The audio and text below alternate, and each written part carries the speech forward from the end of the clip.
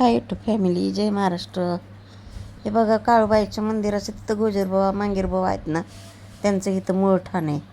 म्हसोबा, गोजरबुवा, मांगीरबुवा, देवीचं पण ठाण आहे इथं. दुसऱ्या कुठली आहे काय, मांगला आहे का काय असंच आहे.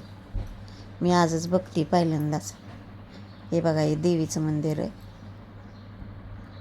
आहे तिथं लिहिलेलं. थांबा, तुम्हाला सांगते मी नाव.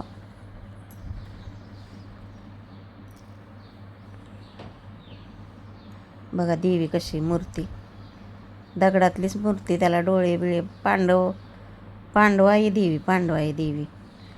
आणि इकडे एक आहे बघा,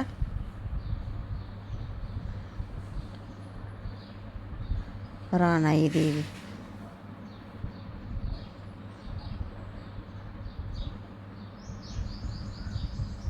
काच लावलेली आहे तिथं, काचेच्या आत आहेत त्या देवीची.